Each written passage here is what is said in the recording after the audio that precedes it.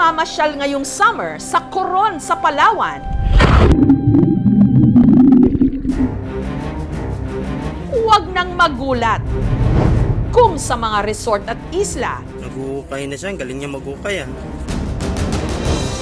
makitang sila'y pagala-gala.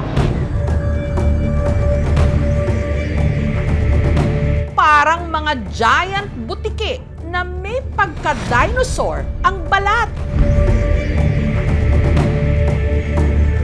Prenteng-prenteng naglalakad sa tabing dagat. Kung ang Indonesia may Komodo dragons na doon lang makikita, Pilipinas lang din ang meron ng Palawan monitor lizard. Scientific name, Varanus palawanensis. In short, bayawak!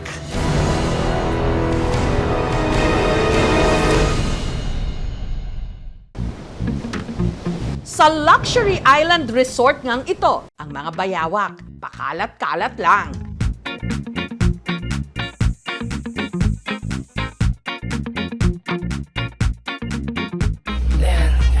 Kaya ba yun? Sobrang laki. Ayun na. May namamasyal sa dalampasigan, naglalakad-lakad sa mga pathwalk, bumababa sa puno, at tumatambay sa labas ng cabin rooms.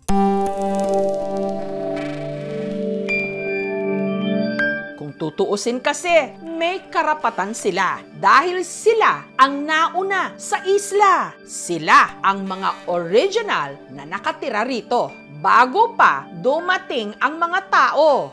Pero dahil sa pagsulpot ng iba't ibang mga establishmento sa Coron, mas madalas na silang nakakahalubilo ngayon ng mga turista. Since maganda pa yung condition ng mga forest dito, ay talagang marami pa rin ang mga buhay ilang in general at yung mga bayawak.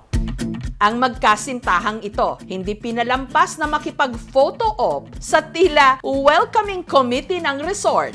Nakakatuwa rin tignan kasi hindi mo siya madalas nakikita sa city. Para mga camera ready na rin sila eh.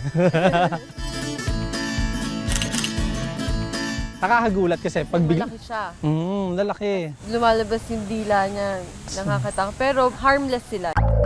Pag yung mga guest naman namin, medyo natatakot. Ginagay lang namin sila pababa ng hagdan. Hindi mo namin sila hinahawakan o hinihila kasi nga bawal silang masaktan. Upon arrival, ini-inform na namin yung guests na merong ganitong wildlife dito sa island and then we have to respect their domain. Nire-remind namin yung mga staff na don't feed the wildlife species here. Pag pinapakain kasi nasasanay.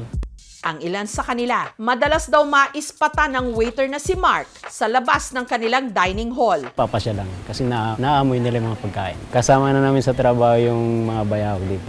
Mga kaibigan talaga namin. Yung mga resort, typically may mga basura and may mga kumakain sa labas. Nakaka-attract yan ng mga wild animals from the forests. Ang mga bayawak, pinangalanan pa nila. Gaya ng isang ito na mahilig daw magbabad sa araw. Kaya tinawag nilang Sunny. Siya po yung pinakamabait na bayawak na na-encounter ko dito. Si Jennifer naman, may pagkapilya. Umakyat kasi siya sa mga table pag wala ng tao. Medyo bata pa kasi siya. So makulit talaga siya. Pero may next gen o mas batang bayawak na pumalit sa kanyang trono. Si Kulit. Obvious ba? Nung naamoy ni Kulit ang ulam na manok ng mga turista, muling umandar ang kanyang kakulitan. Dahan-dahan lang sa pagpapalayo yung bayawak para both guest at saka yung bayawak hindi magulat. Kasi pagka magulat yung bayawak, may possibility na ihampas po yung kanyang buntot o di kaya magkagat po siya. Kompleto po tayo dito with our medical facility. Meron din tayong resort doctor who is also well-versed with yung related sa mga medical issues related sa bayawak. Meron din tayong mga anti-tetanus na mga injections. Ang Palawan monitor lizard may matatalas na ngipin, mahabang dila, at matutulis na kuko. Humahaba rin sila ng hanggang 2 metro. Dahil semi-aquatic ang mga bayawak, pwede sa tubig, pwede rin sa lupa. Hindi lang nila kayang umakyat sa mga puno kung saan sila kumakain ng prutas. Magaling din silang lumangoy. At nakakapanghuli ng pagkain nilang isda. Ang ilan sa barkada ni Kulit.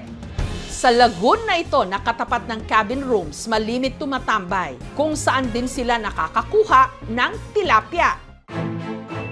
Isa sa kanila, si Putol, na putol ang kalahati ng kanyang buntot. Sa kanilang barkada, si Putol daw yung kung tawagin ng mga Gen Z ngayon, nonchalant o chill lang. Sobrang hina na po siya maglakad. Nakadapa na ng lagi, hindi na ganong gumagalaw, napapagkamalang minsan, nakala na patay na. Pero nakarelax lang talaga yung katawan niya. Sa isa pang luxury island resort sa Coron pa rin, ang tinatayang 10 mga bayawak, feeling borders daw. Pirmi nang nakaabang sa oras ng kainan. Lagi pong nakikita dito yung mga bayawak. Kanina po ay 3 sila dito, ngunit yung 2 po ay tumago na sa ilalim ng pathway. Pag nagpakain kami ng aso, nakikisalo sila. Tapos mas matapang na sila sa aso ngayon kasi sobrang laki. Gaya ng isang ito na abala sa pagmukbang ng kanin. Pero biglang may sumingit na mas malaking bayawak.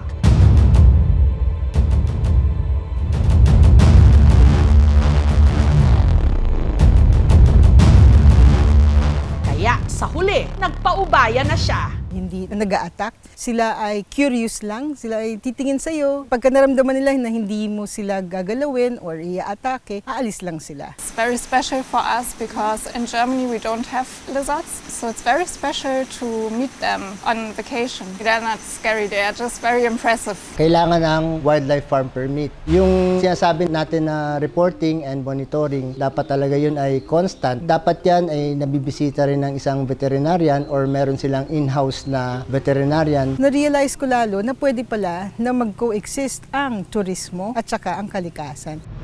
Ngunit hindi lang sa mga resort nagkalat ang mga bayawak sa Coron. Pati na sa ibang parte ng probinsya, pagala-gala. Sa Black Island, sa munisipyo ng Busuanga, ang mga bayawak nakabakod pa. Ang ilan nakuhanan pang nag-aaway.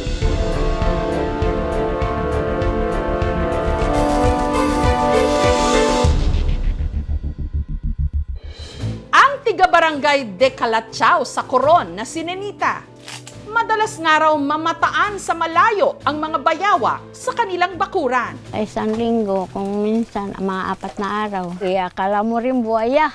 Pero harmless o hindi naman daw sila nananakit. Ang pakay raw talaga ng mga bayawak ang kanyang mga alagang manok. Ang tawag sa amin bugaw. O ako ang nagpalayo sa kanila, hinahabol ko. Hindi rin namin madaabutan. Si Pedro, hindi niya tunay na pangalan. Ilang beses na raw kinain ng bayawak ang mga alaga niyang manok. Sisyo po minsan yung kinakain nila. Minsan po 5, minsan 3 po na nagapunta doon. Kaya sinisilo niya ang mga ito gamit ang nylon. Pinapainan po ng hasang ng isda. Binibitin lang mo para hindi po nila maabot. Para po pa naglapit po sila sa silo, mahuli po sila. Ang mga nahuling bayawak noon, pinapakawalan daw niya sa ibang bahagi ng barangay. Pero ang nakakaalarma rito, may ilang mga residente na ang mga nahuling bayawak ipinanlalaman tiyan noon.